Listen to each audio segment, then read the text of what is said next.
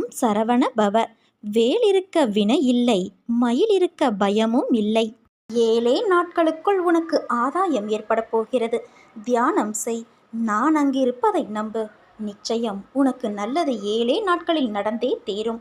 இது உன் தந்தையான என்னுடைய சத்திய வாக்கு. விடிந்ததும் உன் மனதில் உதயமாகும் கவலைகள் உன்னை வாட்டுகின்றது. உன் மனம் எதையோ நினைத்து புலம்புகின்றது. ஒரு இன்பமான செயல் வாழ்வில் நடந்தாலும் மனமானது சிறிதாக நடந்த துன்பத்தை எண்ணி அந்த கவலையில் உழல்கின்றது. அதை பற்றி யோசித்து மனதை குழப்பிக்கொண்டு இருக்கும் உன் பழக்கத்தை மாற்று. ஒளியை எதிர்கொண்டு மலரும் மலர்களைப் போல நீ இருக்கவே உனக்கு நேர்மறை எண்ணங்களை உரமாக இடுகின்றேன். உன் பாதைகளில் உனக்கு துணையாக நான் இருக்கின்றேன். உன் நீண்ட பயணத்தில் உனக்கு உறுதுணையாக இருப்பேன் குழந்தையே. கலங்காதே, குழம்பாதே.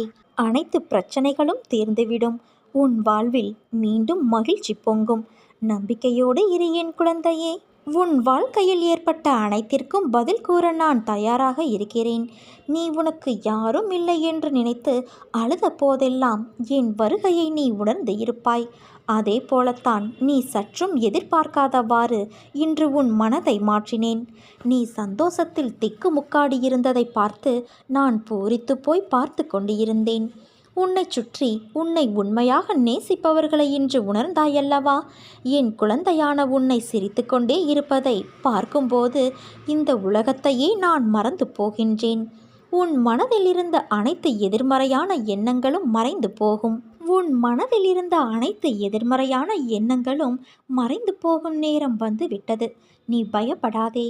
வார்த்தைகளில் எப்படி எனக்கு நன்றி சொல்வது என்று உன் பரவசமான மனநிலை, உன் அன்பு என்னை ஆச்சரியப்படுத்துகிறது. நீ நன்றாக வாழப்போகின்றாய். என் இதயம் என்னும் கருவறையில் நீ நன்றாக வாழப்போகிறாய். வாழ்க்கை என்பது நாம் நடந்து செல்லும் பாதை போல. அதற்கான பாதையில் நாம் நடை போடுகிறோம். அவற்றில் நாம் நேராக பயணிப்பதில்லை. நிறைய திருப்பங்கள் இருக்கும். நம் வாழ்க்கையும் அப்படித்தான்.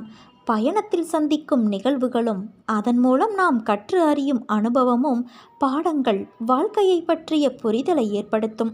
பயணங்கள் எதற்கு, எதனால் என எல்லா கேள்விகளுக்கும் விடை கிடைக்கும். உன் வாழ்வில் ஏன் இப்படி என தோன்றிய அனைத்து கேள்விகளுக்கும் விடை கிடைக்கப் போகும் நேரம் வந்து விட்டது. நம் பயணத்தின் போது நாம் உணர்ந்த பாடங்களும் கற்று உணர்த்திய அனுபவங்கள்.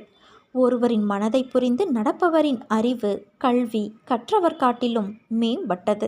ஏனென்றால் நாம் ஒன்றை புரிந்து கொண்டு இருப்போம். ஆனால் அந்த சூழ்நிலையில் அவர்களை பற்றி தெரிந்த விஷயங்கள் நம் கண்ணை மறைத்து சூழ்நிலை என்ற நிர்பந்தத்தில் நம்மை நிற்க செய்யும். அந்த நேரத்தில் நாம் புரிந்த விஷயங்கள் புரியாது நடப்பது போலத்தான் நம்மை அசைய வைக்கும். உனக்கான வாசல் திறந்துவிட்டது.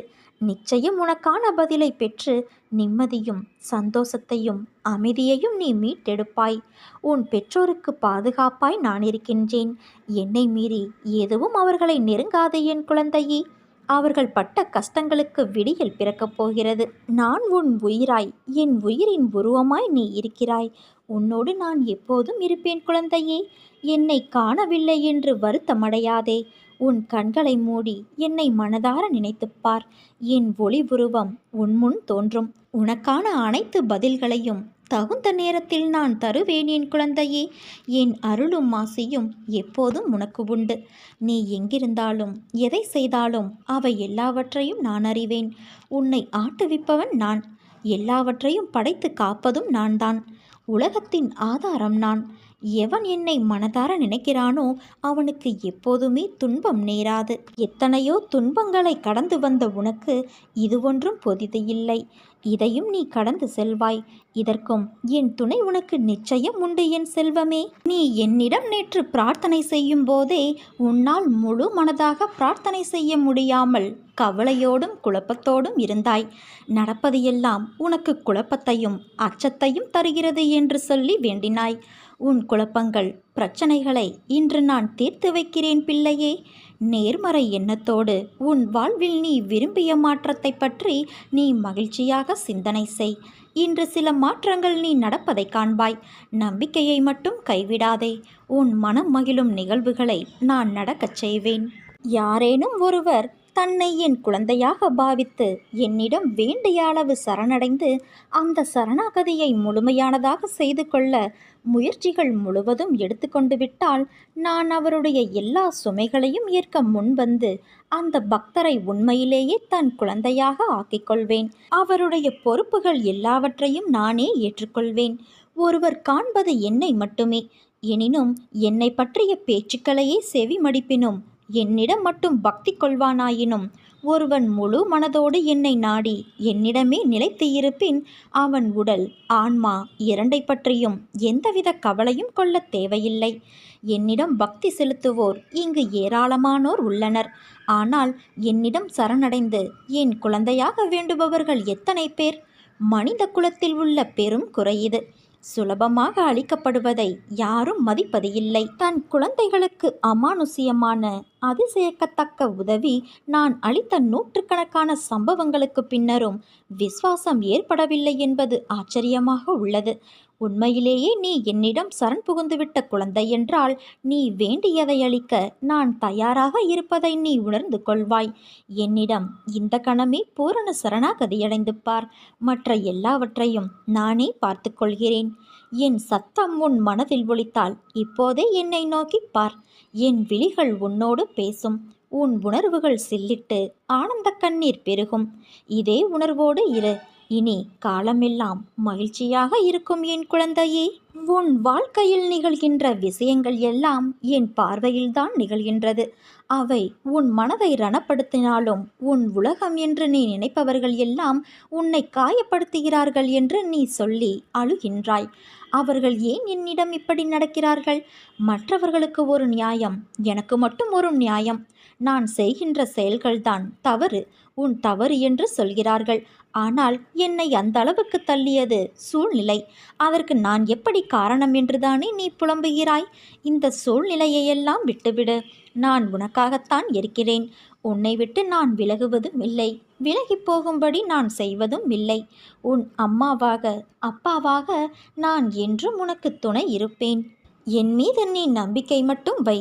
உன்னை சுற்றி இருப்பவர்கள் திடீரென தாழ்ந்து போகும்போதும் விழும்போதும் அழும்போதும் அது அவர்கள் கர்ம வினையால் வந்தது என்பதை உணர்ந்து அமைதியாக இரு. எதை பார்த்தும் நீ பயப்படாதே.